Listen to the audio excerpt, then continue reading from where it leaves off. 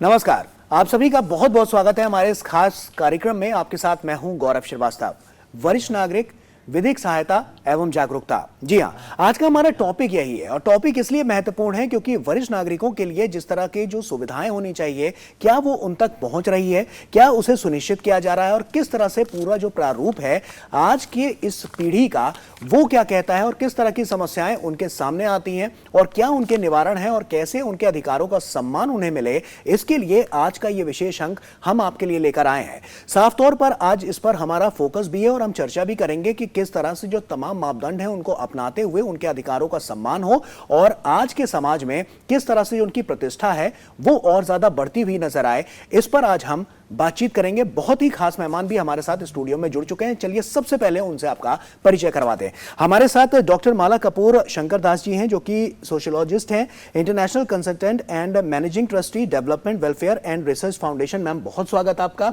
और इसी के साथ हमारे साथ बरखा त्रेहान जी हैं जो कि प्रेसिडेंट हैं पुरुष आयोग एनजीओ की। मैम आपका भी बहुत बहुत स्वागत है। सबसे पहले मैम शुरुआत आपके साथ करना चाहूंगा। विश्व वरिष्ठ नागरिक दिवस मनाया जाने वाला है, तो ऐसे में तैयारियां तो अपनी जगह पर हैं, लेकिन आज के समाज की जब हम बात करते हैं, हम आज के पीढ़ी की बात करते हैं, वहां पर किस तरह की समस्याएं उनके सामने आती हैं और कितना बड़ा बदलाव हम कह सकते हैं कि आज सरकार के इनिशिएटिव से मिल रहा है और न्यायिक प्रक्रिया के तहत मिल रहा है।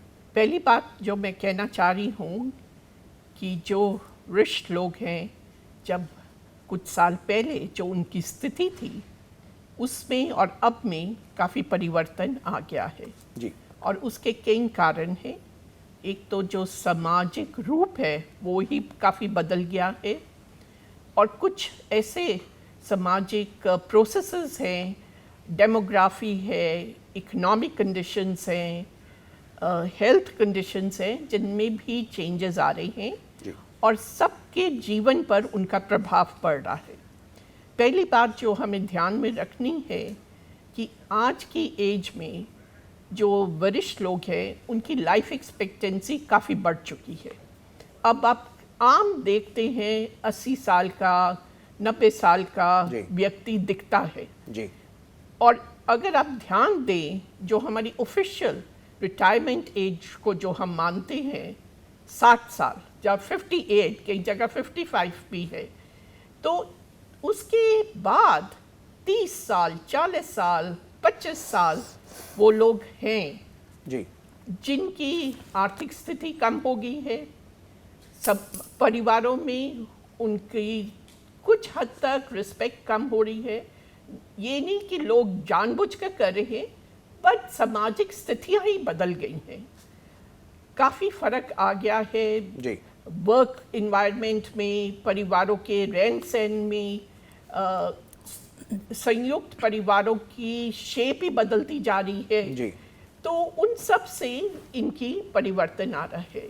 तो उसमें हम देख रहे हैं, हाँ ये ज़रूरी है और मैंने नोटिस भी करा है, सरकार ने काफ़ी कुछ करा भी है, करने की कोशिश भी कर रहे हैं। इनफैक्ट हमारी जो गवर्नमेंट थी 1999 में उन्होंने पॉलिसी बना दी थी ओल्डर लोगों के लिए और उनको अंदाज़ा था कि ये परिवर्तन आ रहा है।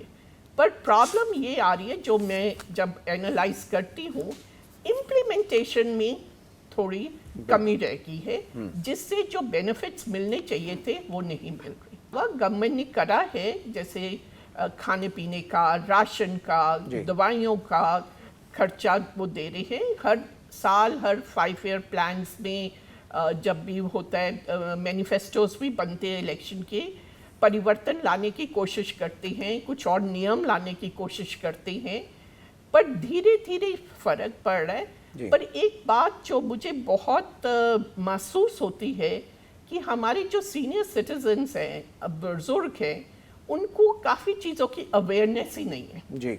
वो जानते ही नहीं है कि उनके भले के लिए क्या क्या हो रहा है। कुछ आम चीज़ें पता है, हाँ जी पेंशन मिल जाएगी, कुछ आम चीज़ें पता है कि हेल्थ में कुछ उनका एड मिल जाएगी, पर हर चीज़ का उन्हें ज्ञान नहीं है। अब मेंटेनेंस लॉ जो आया है, senior parents and senior citizen welfare act 2007 में लागू हुआ था, अभी तक भी इतने साल हो गए, उस पर कुछ अमेंडमेंट्स भी हो रही हैं, काफी लोगों को अभी उसकी जानकारी है ही नहीं नहीं है। और वो किस तरह से उसका लाभ उठा सकते हैं ये सब बहुत कम ज्ञान है। मुझे मैम लगता है कि ये जागरूकता से इसमें बहुत बड़ा एक चेंज निकलता हुआ सामने आएगा और जागरूकता के लिए सरकार बहुत सारे कदम भी ऐसे हैं जो उठाती हुई नजर आ रही है। बरखा जी, आपका रुख कर रहा हूं और आपसे ये समझना चाहते हैं कि किस तरह की समस्याएं जो वरिष्ठ नागरिक हैं उनके सामने आती हैं, क्योंकि आप एनजीओ को आप देख रही हैं और आपके सामने भी ऐसे तमाम बुजुर्ग आए होंगे, तमाम ऐसे वरिष्ठ नागरिक आए होंगे जिसको वहां पर जो उनकी तकलीफें हैं उसको आपको समझने में भी आसानी होगी और किस तरह से आप लोग उनकी मदद कर पाते हैं और क्या समाज के अगर हम दायरे को देखते हुए बात करें तो वरिष्ठ नागरिकों के सामने कौन कौन से ऐसे चैलेंजेस नजर आते हैं? वरिष्ठ नागरिक जो हैं, सबसे पहले तो मैं कहना चाहूंगी वो हमारे देश की धरोहर है जी। और उनका मान सम्मान हम जितना करें उतना कम है। आखिर इतने एक्सपीरियंस लोगों से हम कुछ सीख ही सकते हैं और उनको क्या चाहिए बदले में? 2 बोल प्यार के। बिल्कुल। तो मैं यहाँ पे ये कहना चाहूँगी, सरकार तो अपने रवैये में बहुत अच्छी रही है। उन्होंने काफ़ी 2007 में भी जो अधिनियम आया था वरिष्ठ नागरिकों के लिए, वो भी बड़ा हेल्पफुल साबित हुआ है। लेकिन बेचारे जो सीनियर सिटीजन्स हैं उनको अपने राइट्स के बारे में नॉलेज नहीं है। तो अवेयरनेस प्रोग्राम्स हम भी करते हैं, औरों को भी करने चाहिए। आप भी आज कर रहे हैं, ये भी एक अवेयरनेस का प्रोग्राम है।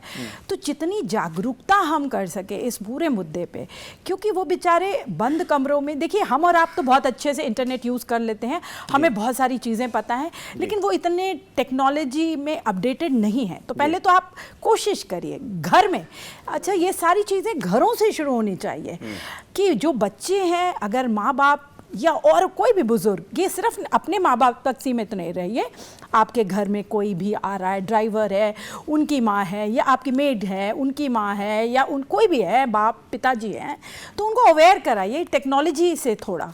दूसरी बात है, जो उनकी प्रॉब्लम्स हैं उनको सुनना, आधी प्रॉब्लम तो वहीं सॉल्व हो जाती है। हम एक्चुअली इतने बिजी हो गए हैं अपने लाइफस्टाइल में कि हम उनको सुनना नहीं चाहते।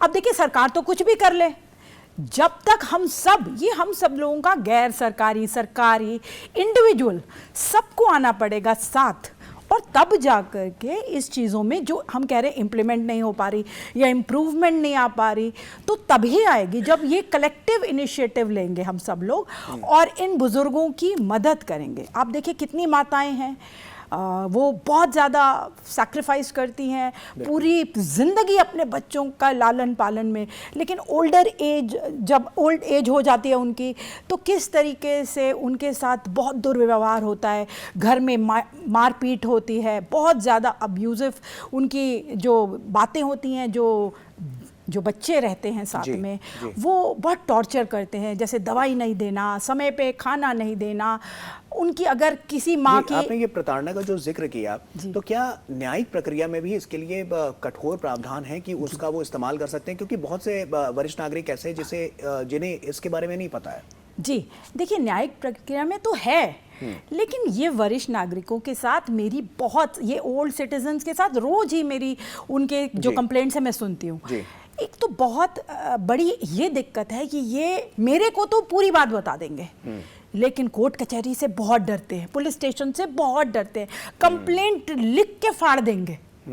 ये अपने बेटे बहू के जो इस प्रताड़ना के बाद भी प्रताड़ना सह लेंगे, मर जाएंगे, रेल पटरी पे जाके लेट जाएंगे, लेकिन पुलिस स्टेशन से इन्हें डर लगता है। इनको एक रिस्पेक्ट जो इन्होंने कमाई होती है पूरी जिंदगी, उसका डर लगता है कि हमारी रिस्पेक्ट चली जाएगी, तो उसके लिए टॉर्चर होते रहते और प्रॉपर्टी डिस्प्यूट्स में तो अक्सर इन्हें टॉर्चर किया जाता है, और वो आजकल घर घर की कहानी हो गई है। तो इनके साथ मिलकर इनको हौसला बढ़ाने की ज़रूरत है कि आप करिए, हम आपके साथ खड़े हैं। ऐसे कितने एनजीओज हैं, तो आना चाहिए कि कितने लोग हैं जो प्रो बोनो केस लेना चाहेंगे। अब ये पैसे भी नहीं खर्च करना चाहते। क्या एक वजह ये भी है, जो मेरे जहन में सवाल आ रहा है, क्या एक वजह ये भी हो सकती है कि बेटा ना बिछड़ जाए, बहू ना छूट यस जाए। यस ये- एग्जैक्टली, क्या यही एक बड़ा यही है, रिस्पेक्ट चली जाएगी घर की। मेरा बेटा चाहे जैसा भी है, मेरी बहू चाहे जैसे भी है, मैंने यहीं एडजस्ट करना, इन्हीं के साथ रहना है, इसी को कंटिन्यू करते रहते। आप सोचिए, मेडिसिन नहीं मिल रही है, मेडिसिन की जगह मार पड़ रही है, हम मार पीट को सह रहे हैं, मेरे तक आकर के मुझे बता करके उसके बाद फुल स्टॉप, उसके बाद आगे नहीं जाना है। तो इनको प्रिपेयर करना पड़ेगा लीगल बैटल के लिए, जो कि मैं हमेशा कहती हूँ कि ये फाइट लीगल है, क्योंकि अब्यूज हमें नहीं सहना, चाहे वो किसी का भी, कोई महिला हो, पुरुष हो, कोई भी अब्यूज ना सहे। खासकर मेरे देश की धरोहर जो सीनियर सिटीजन्स हैं, जो वरिष्ठ नागरिक हैं, वो क्यों अब्यूज सहे? उन्होंने इतना गोल्डन पीरियड काम करके, बच्चे पैदा करके, बच्चों को इस लायक बनाया है। अच्छा, सिर्फ यही नहीं है, बाहर भी जा कर के कई बार वो कई कामों के लिए बाहर जाते हैं तो उन्हें दुत्कार दिया जाता है, तो वहाँ पर भी इनको बहुत ज़्यादा ये डाउन फील करते हैं, ये ओपन अप नहीं होते। तो इनका सहारा बनने की ज़रूरत है बहुत लोगों को। देखिए, हेल्पलाइन नंबर है, हेल्पलाइन नंबर है, मैं कह रही हूँ वहाँ है, कंसल्टेंसीज भी हैं जो जिससे कंसल्ट किया जा सकता है। लेकिन अब सवाल ये है डॉक्टर माला, मैं आपके पास आऊँगा कि कैसे उन तक ये बात पहुंचे, वो कहाँ जाएं, क्योंकि वो क्लूलेस होते हैं, उनको नहीं पता कि वो किस दिशा में जाएं। तो ऐसे में उस दिशा में कदम उठाने की, किस तरह से उस नियम को फॉलो करने की जरूरत है जो समाज में एक बड़े बदलाव की ओर इशारा करता हुआ नजर आ रहा है। देखो, एक बात तो है जी, इंडिविजुअल लेवल पर ठीक है, आप इनको जागरूक कर सकते हैं जी, बट उसके साथ परिवारों में, कम्युनिटीज़ में भी ये जागरूकता लानी है। हम देखते हैं स्कूलों में, कॉलेजेस में अब कई प्रोग्राम्स हैं जहां हम यंगस्टर्स को इन्वॉल्व कर सकते हैं, उनको ओल्ड एज होम्स में भेजकर उनको अवेयर करा सकते हैं क्या समस्याएं हैं, और उनकी कॉन्शियसनेस को हम बिल्ड कर सकते हैं किताबों के थ्रू, घरों में कैसे उनसे व्यवहार करना चाहिए। अब काफ़ी स्कूल्स, कॉलेजेस जैसे ग्रैंड पेरेंट्स डे बनाने लग गए हैं और गवर्नमेंट भी इन चीज़ों को इनकरेज कर रही है, तो ये सब ठीक से परिवर्तन ला सकते हैं। मीडिया बहुत इम्पोर्टेंट रोल प्ले कर सकता है। मीडिया बहुत बारी बहुत गंभीर समस्याओं को लेकर आगे आती है, पर मैं ये भी चाहती हूँ कि काफ़ी सीनियर सिटीजन्स, बुजुर्ग लोग हैं जो बहुत कुछ कर रहे हैं, हमें उनकी भी चर्चा करनी चाहिए, सो दैट उनकी रिस्पेक्ट, एस्टीम समाज में बढ़े। लाइवलीहुड की स्कीम्स गवर्नमेंट ने शुरू करी हैं, वो इन तक पहुंच रही हैं, बट घरों से भी इनको क्या कहते हैं इनकरेजमेंट मिलनी चाहिए। और कुछ अभी भी बुजुर्ग हैं जो हेजिटेट कर जाते हैं, उनका कॉन्फिडेंस लेवल बढ़ाना है। एनजीओस काम कर रही हैं हेल्थ, और दूसरी बात में ये बहुत हेल्थ काफ़ी इम्प्रूव हो गई है। अब आप देखते हैं 70 साल तक, 80 साल में काफ़ी लोग हैं जो चलते फिरते आपको नज़र आते हैं जी। अब उस चीज़ को भी हमने देखना है कि उनकी जो हेल्थ है, बट लोगों को अभी भी जानकारी नहीं है कि अपनी हेल्थ को कैसे प्रिजर्व किया जाए। कॉन्शियसनेस आ रही है, बट इन सब चीज़ों की अवेयरनेस बढ़ाने का सबसे पहले तो ये है कि हमारी अवेयरनेस ऑन बुढ़ापापन, एजिंग बहुत लिमिटेड है हमें। अब देखिए, बच्चों की सिखाने के लिए कितनी किताबें हैं, बड़ों के ऊपर आप कोई किताब देखते हैं कि किस तरह से उनकी देखभाल करनी चाहिए? बच्चों की देखभाल के लिए है, बट कई लोग हैं जो चाहते हैं अपनी माँ बाप की देखभाल करना, बट उन्हें समझ ही नहीं आती कि हम क्या करें। तो अब गवर्नमेंट भी कर रही है, असिस्टिव टेक्नोलॉजीज आ गई हैं, कैटरैक्ट, डेंचर्स, आई साइट्स, ये सब वॉकिंग स्टिक्स, ये सब प्रमोट करिए, साइंस एंड टेक्नोलॉजी डिपार्टमेंट करिए, आर्किटेक्चर स्कूल्स वो कर रहे हैं, घरों में किस तरह से परिवर्तन ला सकते हैं कि ये लोग आराम से रह सकें, ये सब हो रहा है। पर जब तक हम एक ओवरऑल सामाजिक एटमॉस्फेयर नहीं चेंज करें जिसमें बुढ़ापे को बुरा नहीं मानना, उसकी ताकत को पहचानना है, और ये पहचानना है कि आपकी लंबी जो उम्र हो रही है वो एक सेलिब्रेशन है, बर्डन नहीं है। कितना अच्छा है कि आप ज्यादा जी पा रहे हैं। निश्चित तौर पर, क्योंकि हर एक पड़ाव होता है। जब एक बच्चा होता है तो उसका भी अपना एक फेज होता है, कि वो कब तक बच्चा है, उसके बाद जो किशोरावस्था में आता है तो उसका भी अपना एक फेज है। ऐसे में जो बुढ़ापा है या जिसको हम बुजुर्ग हमारे जो घर के हैं उनका भी अपना एक फेज है। उस फेज में भी तमाम ऐसे लोग हैं जो बढ़ चढ़कर अपने माँ बाप और अपने बुजुर्गों की बहुत ज़्यादा सेवा करते हुए भी नजर आते हैं, और तमाम लोग ऐसे भी हैं जो इस सेवा को नहीं कर पाते हैं। तो ऐसे में जो हम बात कर रहे हैं, जो हम चर्चा कर रहे हैं, वो इसलिए भी ज़रूरी है कि आज के समाज में स्वागत होना चाहिए। अगर बच्चे का स्वागत है, किशोरावस्था का स्वागत है, युवाओं का स्वागत है, तो बुजुर्गों का भी स्वागत होना चाहिए। और ये अहम कड़ी इसलिए भी है क्योंकि इसी को लेकर सरकार भी जागरूक है और इसीलिए लगातार वो जागरूकता जो अभियान है वो चला रही है, और इसी तरह से जो तमाम योजनाएं हैं वो लोगों तक पहुंच रही हैं और उनको सीधा लाभ भी मिल रहा है। एक छोटे से ब्रेक के लिए यहां पर रुक रहे हैं, जल्द हाजिर होते हैं।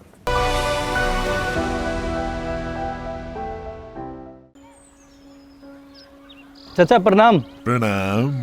चाचा ड्यूटी जा रहे हैं, बिटिया का ध्यान रखिएगा। ठीक है, कोई बात नहीं। आपकी बेटी हमारी बेटी। जाओ बिटिया।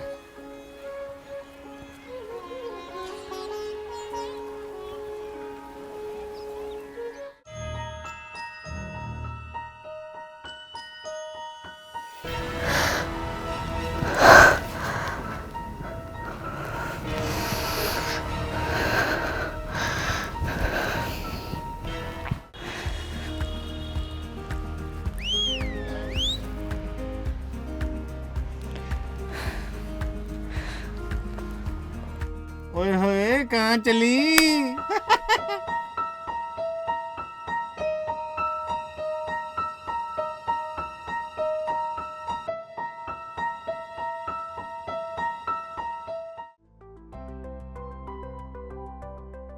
मेरा नाम गीता है।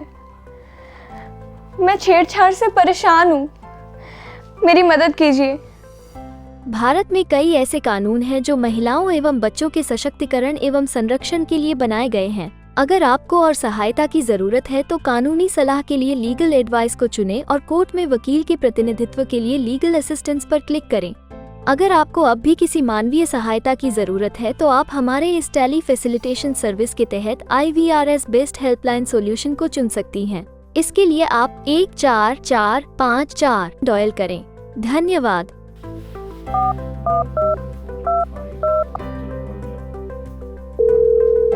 नमस्कार, मैं आशीष आपकी किस तरह से सहायता कर सकता हूँ? मेरा नाम गीता है। मैं छेड़छाड़ से बहुत परेशान हूँ, मेरी मदद कीजिए। आपके मामले को देखते हुए आपकी बात अपने काउंसलर से कराता हूँ। आप अपनी बात इनसे खुलकर कहिए, इससे आप अपने आप में आत्मविश्वास महसूस करेंगी। इसके पश्चात मैं आपको लॉयर से कनेक्ट करा दूंगा।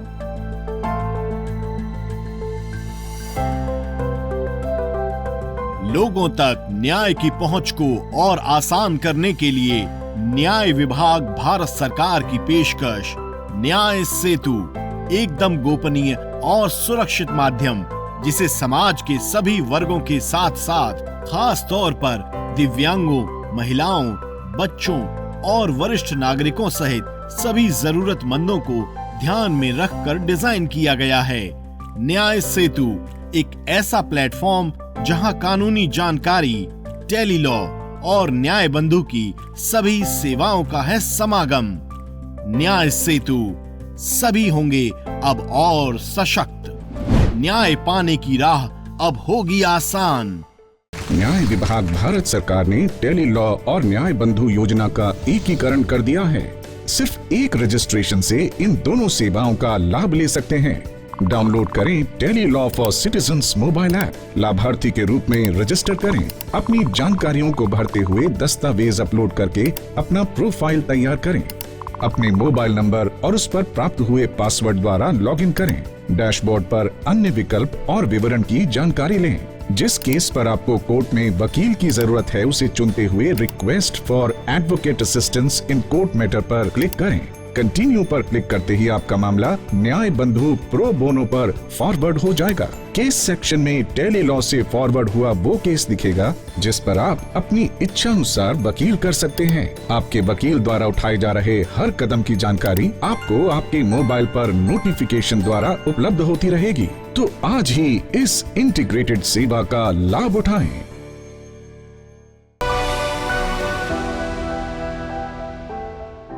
ब्रेक के बाद एक बार फिर से आप सभी का स्वागत है।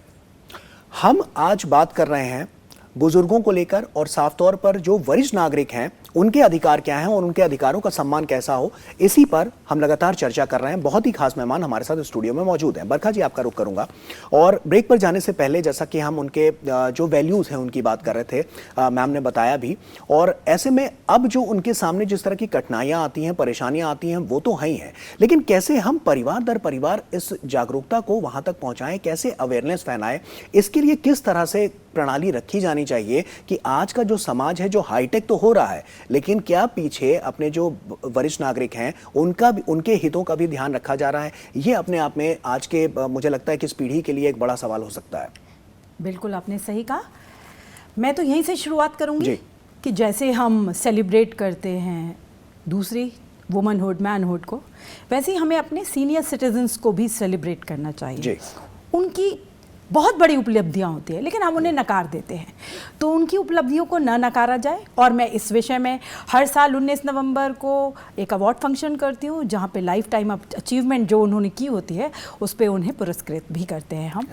और मैं चाहती हूँ और भी संस्थाएं इस तरीके से उनकी जो अचीवमेंट्स है, अगर आप उसे एक्नॉलेज करते हैं तो एक मैसेज जाता है समाज में कि ऐसे भी पॉजिटिव एक मैसेज जाता है कि हम सब अपने सीनियर सिटीजन्स, सब ने कुछ ना कुछ किया होता है, तो उसे अपने तरीके से एक्नॉलेज कर सकते हैं। मीडिया का बहुत अच्छा रोल है इसमें, क्योंकि मीडिया जब ऐसे कार्यक्रम करती है, लोगों को दिखते हैं ऐसे कार्यक्रम, वो देखते हैं, उसकी चर्चा होती है, छोटी छोटी जगहों पे चर्चा होती है, तो वो बहुत इम्पॉर्टेंट है होने, चर्चा बहुत ज़रूरी है।